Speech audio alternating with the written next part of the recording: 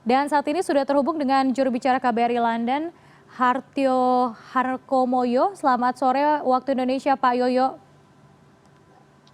Selamat sore, Lady. Apa kabar? Baik, Pak. Bagaimana di sana, Pak? Di tengah badai COVID-19 varian Omikron, bagaimana warga di sana dan juga WNI khususnya merayakan Natal dan juga imbauan bagi mereka? Saat ini memang pertama-tama izinkan kami untuk mengucapkan selamat Natal bagi para sahabat yang saat ini merayakan Natal. Di Inggris memang saat ini situasinya hening ya, memang tidak banyak pergerakan manusia karena memang masih dini hari pagi. Namun kemarin juga tampaknya juga masih sepi.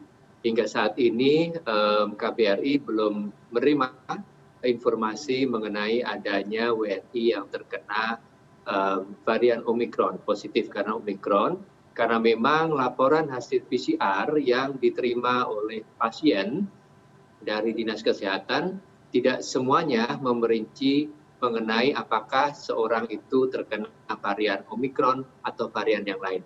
Demikian, Lady. Iya, lalu bagaimana Pak imbauan ataupun cara pemaparan dan juga pendampingan begitu ya bagi WNI di sana untuk terus bagaimana mengupdate begitu warga negara Indonesia yang ada di sekitar Inggris? Sejak awal pandemi berlangsung, KBRI telah membentuk Satgas yang bekerja sama dengan tim dokter serta para diaspora dokter WNI untuk membantu para warga negara Indonesia yang terpapar.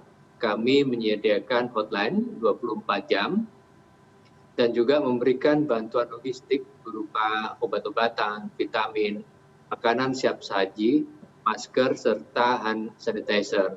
KBRI juga bersama dengan para dokter memberikan konsultasi dan monitoring kepada WNI yang terpapar hingga selesai masa isolasi. Ini merupakan satu additional services dari layanan kesehatan pemerintah Inggris. Dan tidak hanya kesehatan jasmani yang kami perhatikan, tapi KBRI juga melayani juga kesehatan mental, karena kesehatan mental ini merupakan aspek yang penting. Secara berkala, KBRI terus menyampaikan imbauan kepada para masyarakat kita untuk senantiasa waspada dan juga selalu memperhatikan ketentuan setempat. Hal ini dilakukan via media sosial, kemudian simpul-simpul masyarakat, maupun di website. Secara berkala kami juga menyelenggarakan kegiatan virtual untuk merefresh pengetahuan WNI terkait dengan aspek-aspek kewaspadaan dan khususnya selalu menjaga kesehatan mental. Baik, kalau kita lihat di sini memang dalam 3 hari terakhir di Inggris itu terjadi peningkatan jumlah yang terinfeksi Omikron sangat besar, bahkan lebih dari 100.000, Pak.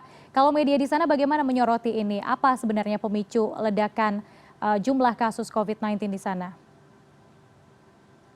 Memang ketika kita melihat dari data pada hari Jumat kemarin terdapat 122.186 kasus harian baru dan 20%, kurang dari 20% diantaranya adalah kasus Omikron.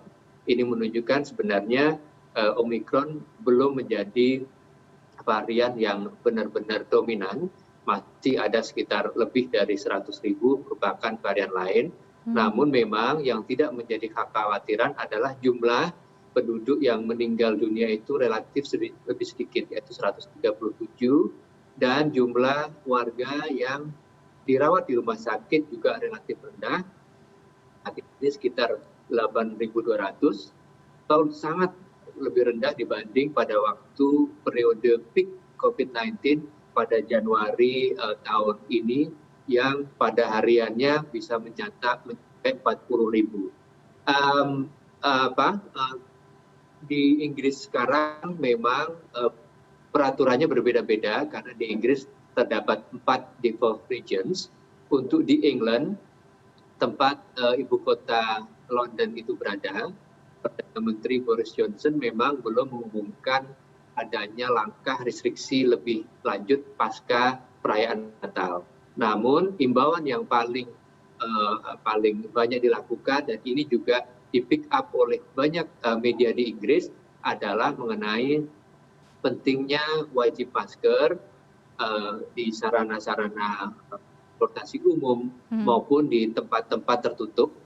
Kemudian di sejumlah tempat kegiatan sosial, itu masyarakat yang ingin masuk harus menunjukkan bukti telah melakukan vaksin atau negatif tes. Masyarakat juga diimbau untuk melakukan kegiatan di rumah saja apabila memungkinkan.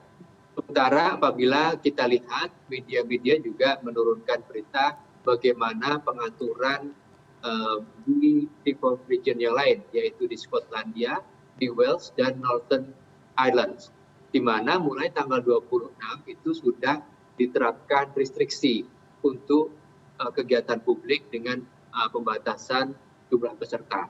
Lalu pada tanggal 27 juga akan dilakukan langkah restriksi lebih lanjut, yaitu pembatasan di sektor hospitality.